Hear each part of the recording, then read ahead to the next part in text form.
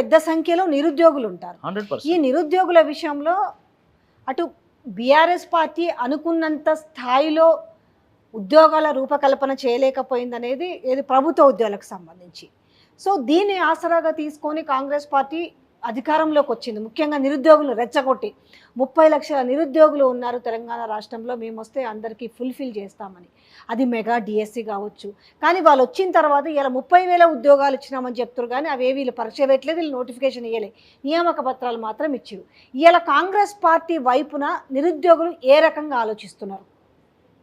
ఇప్పుడు తెలంగాణ వ్యాప్తంగా నిరుద్యోగ సమస్య మీద పెద్ద చర్చ జరిగిందండి. ప్రభుత్వం 1,60,000 ఉద్యోగాలు ఇచ్చింది వాస్తవానికి 10 ఏళ్లలో. కానీ దాన్ని చెప్పుకోవడంలో టీఆర్ఎస్ పార్టీ వైఫల్యం చెందింది. కాబట్టి సహజంగానే అది ప్రతిపక్షాలకు లాభం చేకూర్చింది, కాంగ్రెస్ పార్టీ అధికారంలోకి వచ్చింది. సరే, కొద్దిసేపు అసలు బీఆర్ఎస్ ఉద్యోగాలు ఇవ్వడంలో ఫెయిల్ అయిందని మనం అనుకుందాం కొద్దిసేపు. మరి కాంగ్రెస్ పార్టీ ఏం చేసిందండి? కాంగ్రెస్ ప్రభుత్వం ఏం చేసింది? జాబ్ క్యాలెండర్ ఇస్తామన్నారు, ఏడవైంది జాబ్ క్యాలెండర్? నోటిఫికేషన్స్ ఇష్యూ చేస్తామన్నారు, ఏడువైన నోటిఫికేషన్స్? నిరుద్యోగ భృతి ఇస్తామన్నారు, ఎక్కడివైనా నిరుద్యోగ భృతి? వీటికి సమాధానం చెప్పాలి కదా. తెల్లారులేస్తే మేము 30,000 ఉద్యోగాలు ఇచ్చినామంటారు. మామూలుగా ఊర్లల్లో భరతులలో ఎవడు పెళ్ళైనా కూడా కొందరు వచ్చి డ్యాన్స్ చేస్తూ ఉంటారు. వాళ్ళకి సంబంధం ఉండదు. మంది పెళ్ళల్లో వాడు వచ్చి డ్యాన్స్ చేస్తాడు. ఎందుకు డ్యాన్స్ చేస్తున్నారు అంటే గొడవ పెట్టుకుంటాడు. రేవంత్ రెడ్డి గారి పరిస్థితి కూడా అదే ఉంది. నోటిఫికేషన్స్ ఇష్యూ చేసింది కేసీఆర్ గారి ప్రభుత్వం, పరీక్షలు నిర్వహించింది కేసీఆర్ గారి ప్రభుత్వం, ఫలితాలను ఇచ్చింది కేసీఆర్ గారి ప్రభుత్వము. కేవలం కోడ్ వల్ల నియామక పత్రాలు ఆగిపోతే రేవంత్ రెడ్డి గారు ఊరంతా టెంట్ వేసి ఎల్బీ స్టేడియంలో పెద్ద వేడుక నిర్వహించి నియామక పత్రాలు ఇచ్చి నేనే ఇచ్చిన అంటాడు. మీడియాలలో కూర్చొని ముఖాముఖి ఇంటర్వ్యూలు ఇచ్చుకుంటూ కూడా మా ప్రభుత్వం వచ్చినాక ఏం చేసిందని అడుగుతారైనా దాంట్లో ఫస్ట్ అసెట్గా వాళ్ళు చెప్పుకుంటున్నది 30,000 ఉద్యోగాల గురించే చెప్పుకుంటున్నారు కదా. మీరు ఇప్పుడు వాళ్ళు చెప్పుకోవచ్చండి, కానీ ఉద్యోగాల కోసం ఎదురు చూస్తున్నటువంటి వాళ్ళు, కోచింగ్ తీసుకుంటున్నటువంటి వాళ్ళు, ప్రిపేర్ అవుతున్నటువంటి వాళ్ళకి తెలుసు కదా వాస్తవం ఏందో. మీకు నాకు తెలియకపోవచ్చు, కానీ ప్రభుత్వ ఉద్యోగం కొట్టాలి అని ప్రిపేర్ అవుతున్నటువంటి వాళ్ళకైతే తెలుస్తుంది కదా. ఈ 30,000 ఉద్యోగాలకు ఎప్పుడు నోటిఫికేషన్ ఇచ్చారు, ఎప్పుడు పరీక్షలు నిర్వహించిండు, ఎప్పుడు రిజల్ట్స్ ఇచ్చిండు, ఎప్పుడు నియామక పత్రాలు ఇచ్చింది అనేటువంటి విషయం వాళ్ళకి తెలియదా? పోనీ నిజంగానే మీరే 30,000 ఉద్యోగాలు ఇచ్చిందని అనుకుందాం, కాంగ్రెస్ పార్టీ ప్రభుత్వం ఇచ్చింది అనుకుందాం. You release the dates, you please release the date of notification, the date of examination, the date of results, and also the date of offer letter.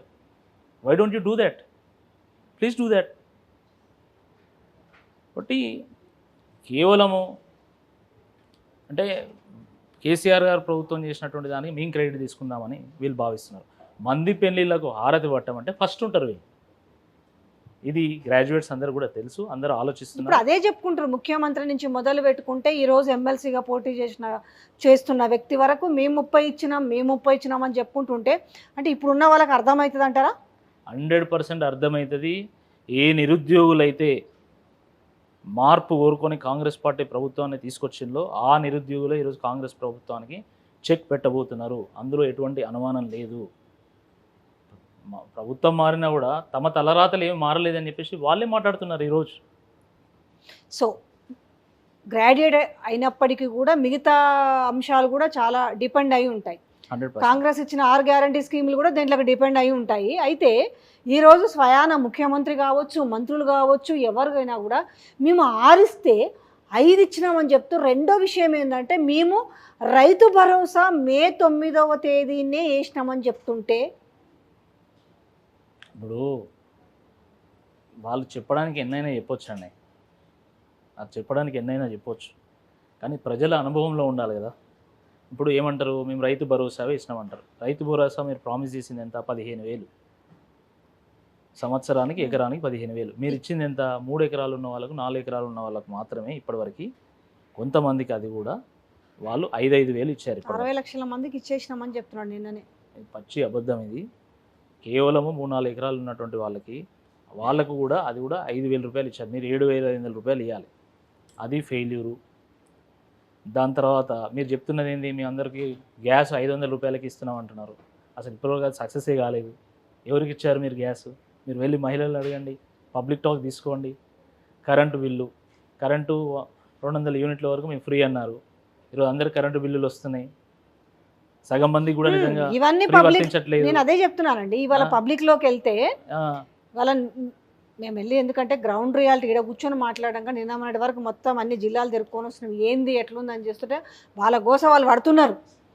మరి ఇది ఎలక్షన్ నాటికి వచ్చేసరికి ఎట్లా ఉంటుందో పరిస్థితి, ఎందుకంటే మీ దానికంటే ముందు ఇది ఒకటి ఉంది, పార్లమెంట్ కూడా ఉంది. కరెక్ట్. సో మీ ఎమ్మెల్సీ కూడా అయిపోతాయి రిజల్ట్ వచ్చేసరికి, జూన్ 4కి కదా రిజల్ట్. కాకపోతే ఎప్పుడైనా కూడా ఒక వాదన ఉంటుంది, అధికార పార్టీకి పెచ్చింగ్గా ఉంటుంది ఎక్కువ అనేది ఉంటుంది. ఏది ఎలక్షన్లు కావచ్చు, ఈ ఎమ్మెల్సీలు కావచ్చు, ఈ గ్రాడ్యుయేట్ ఎమ్మెల్సీలు కావచ్చు, ఇవన్నీ అంటారు. రెండో ఇంకొక పాయింట్, గ్రాడ్యుయేట్స్ కూడా అమ్ముడు పోతారు అంటారు. నిజమా? ఎంత ఫ్యాక్ట్ ఉంటుంది అందులో? తప్పండి. విద్యావంతుల్ని మనం అవమానపరచాల్సినటువంటి అవసరం లేదు. గతంలో విన్నామా లేదు ఈ మాటని? అట్లేం లేదు. అట్లెందుకు అమ్ముడు ఎవరో ఒకరిద్దరు కొంతమంది డబ్బులు తీసుకున్నంత మాత్రాన వాళ్ళు అమ్ముడు పోయి నిర్ణయం ఇస్తారని చెప్పేసి భావించడం చాలా తప్పది. వాళ్ళు విజ్ఞతతో ఆలోచిస్తారు. సమాజానికి ఏ తీర్పు అవసరం ఆ రకమైనటువంటి తీర్పే ఇస్తారు. ఒక దిక్సూచిలాగా ఉండేటువంటి ఒక తీర్పునే ఇస్తారు. వాళ్ళ గౌరవాన్ని పెంచేటువంటి వాళ్ళనే ఇప్పటివరకు ఎన్నుకున్నారండి. ఇప్పుడు కూడా సాధారణ పర్సన్ ఎవరిని కూడా ఎన్నుకోలేదు. నిజంగా మంచి మేధావులను, మంచి విద్యావంతులను ఎన్నుకున్నారు. నాకు పూర్తి విశ్వాసం ఉంది, తప్పకుండా ఒక విచక్షణతో ఓటేస్తారు. అధికార పార్టీ అయినంత మాత్రాన, వాళ్ళకి ఏదో ఎమ్మెల్యేలు ఉన్నంత మాత్రాన ఎవరు పడితే వాళ్ళకి ఓట్లేస్తారు, పార్టీ ఎవరు నిల్చోబెట్టినా కూడా ఓటేస్తారు. అది చాలా తప్పదు. వాళ్ళు రోజు స్మార్ట్ ఫోన్ ఉన్నాయి, అన్నీ చూస్తున్నారు.